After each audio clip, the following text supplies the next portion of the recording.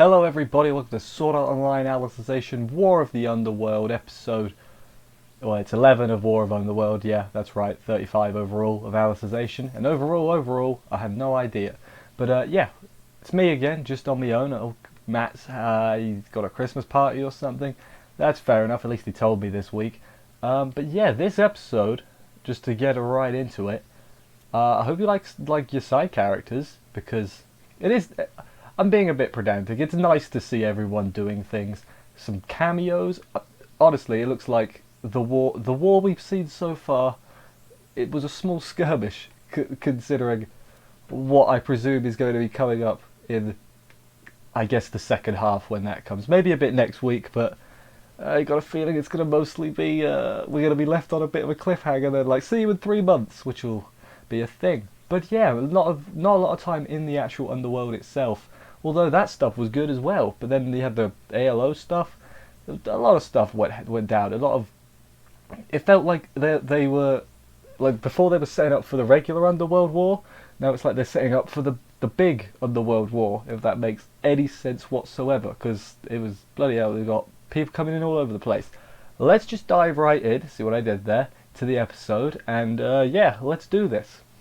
So the episode opens up with Berkuli raising all the death flags. He is like a little flashback to him and Administrator. Then he wakes up and he's doing something inside his jacket, and it's like looked a bit naughty, didn't it? Berkuli, what are you be good, all right? Don't do that kind of thing when you think about Administrator. I mean, I don't blame you, but let's just move on. In the opening, the text has changed. I guess I'll mention that. It says Alicization Awakening now, so I guess we're on volume 17. Which I guess would make sense, because 20... How many episodes? 23? No, it wouldn't make sense. Did we really go through 16 in 5 episodes? I've not read 16, so maybe we did. Don't know, but anyway, it looks like we're on volume 17. But yeah, then... It's the next morning, I guess. The 4 girls are all basically just bothering Kirito's personal space. I think, right, I have no evidence to support this. If you look at his eyes, look less dead than they did before. So I think there is life coming back to his eye. That could just be me seeing things. I hope so, man. I missed old Kirito just in his poor sorry state he's in. Please come back. Oh, that's not true. I like everyone else too. Ain't it great? But yeah, then what's going on with the Dark Territory? Basically, the chasm that Asuna made, the big old hole, they're crossing it with ropes, which, you know, it's a suicide move. Ishkan doesn't like the plan.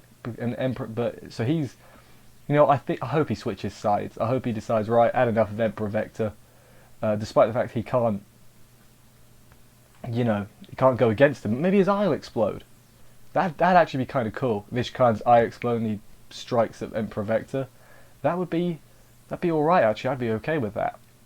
I hope he survives. He's a good guy. He's a good guy, really. But yeah, basically then the knights show up and start killing people. You know, they cut the ropes, they kill people, made it across, and Ishkan's like, no, damn it, you know? It makes the knights, and Asuna as well, she was there, just makes them look like bad guys, you know? Ishkan and his group don't look evil at this point, they look like people just being slaughtered, you know? And I get it, this is war, but hopefully they make peace sooner rather than later. I predict it'll be in about 12 episodes, so, because that's how many episodes are left. Yeah, poor Ishkan. Then things get a little weird. Turns out Emperor Vector was just like, yes, the human AI are better than the Dark Territory AI, so he's still seeing them all as just AI because he's an idiot, a bad man. Then I should be specific. Now is where it gets weird. So the guy on the real world side, the smart one, he's synced up real world and underworld time. They're back to, you know, same time. It's not accelerated anymore. Then they basically release logins to America to just random people, so random people can log into the underworld to help the Dark Territory. Yeah, so basically they've employed people like who don't know better, don't know what's going on. Yui sees this and is like, oh no, this is a problem. We're about to be outnumbered 100 to 1. That's not good.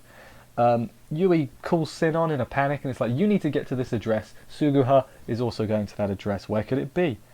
Then we get the good guys getting call in the room, Kikuoka and that. They get a call from the branch, which is where Sinon and Suguha have gone. They've gone to a nearby branch.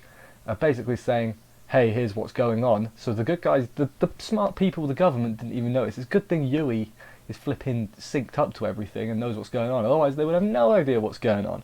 But yeah, they find out that's going on. Sugu and Sinon are there. They get to a STL room itself. So it looks like those two are going to sync in or log in to Underworld using the STL. I mean, I say it looks like, the opening spoiled it, didn't it? So yeah, they're definitely going to do that. I imagine they'll probably get goddess accounts as well, similar to Asuna. Maybe not quite as strong because Asuna's the best, obviously. But yeah, that'll be good. So those two are definitely diving in. But what about the rest of the cast? What are they going to be doing? They've done nothing. Well, I'll tell you what they're going to be doing after the break. It's not a break. It's just a cut in the edit. Let's do that now. So Yui informs everyone of basically that everything we already know. Really glad they did that off screen. Didn't want to sit there watching Yui go, well, yeah, this is going on, that America's getting involved, da da da da. You know, wouldn't be fun. Basically, she says like Alice is the end goal of this. It was actually quite nice in an SAO way. I know a lot of people look at SAO and they're like, oh, it's cringy, cheesy. Shut up is what I'll say. If you're still watching at this point and you're still complaining about that, like, I don't know what to tell you, you know. But anyway. Alice is basically the end goal of the seed. She's born from all the VR experiences have led to making her, you know, in a sort of way. I get what she was saying. It made sense. Everyone agrees to help, obviously, because friends. A lot of VR players, they're like, I think they said 20 to 100,000 people or something from America are going to be logging in to the Underworld on the Dark Territory side, so that's not good. So then Yui's like, we can convert our accounts to Underworld from here because it's all built on the scene and that. We can do that. And I guess because it's all synced up and everything, you know, it's easy to do. However, time difference is a problem because in America it's the middle of the day. Japan, it's the middle of the night. Fair play to Yui for, you know, waking everyone up, first of all. That's a thing that just works. It's great. Then, after that, they call a meeting at the town hall, I guess. It's what it seems like. All the important people are there, like Eugene and Sakia, and who was the other one? Alicia was there. Sleeping Knights were there. Those are all the important people. They were there from the beginning anyway. We'll get to that in a minute, mysterious road figure. Yeah, basically asks everyone to convert with them to help fight, and, you know, then drops the bombshell, yeah, you can't log out of Underworld unless you die, which will hurt a lot. Also, you might lose your character data forever, so, yeah, they just dropped this out of nowhere, and I don't think they should be surprised the way it went. But yeah, then the crowd gets mad because they're SAO survivors, and they're like, oh, you think you're better than us? And they're like, no, that's not how that works. Also, I should mention Liz is doing the whole speech. Her voice actress did a really good job this episode, by the way. Just gonna give credit where it's due. Voice actress did a good job. Yeah, but while this is going on, while they're getting heckled, the important characters seem to be listening and actually thinking intently, you know, and doing good things. Then Liz tells them what it's really like and everything. They're like, hey, we're on the criminal watch list because we might do things because we are in SAO. It's like, oof, that's a bit harsh, you know? But, yeah, and then she's like, yeah, society... This is when it gets a bit like, yeah, society hates gamers and thinks they don't contribute anything. And it's like, oof, this got real all of a sudden, you know? Which is not true, is it?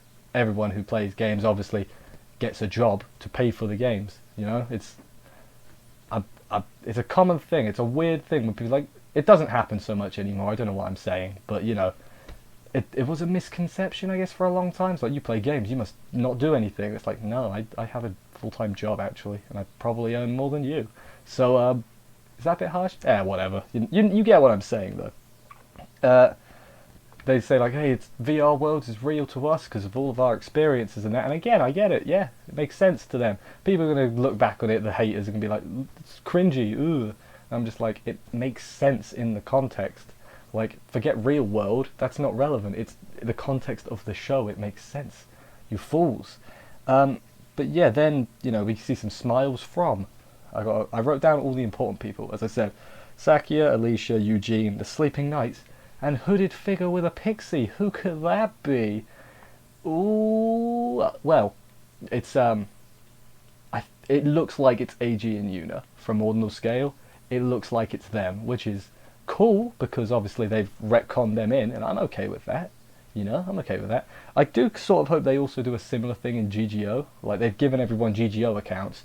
Do a similar thing in GGO and recruit more people. I don't think they will though, because the GGO characters aren't really as established, unless you throw in the alternative lot, which I don't think they're going to do. So, who knows? But then after the big speech and everything, everyone's sort of, I guess, agreed. We don't see them agree, but it's likely they're all going to, at least some of them are going to agree to help.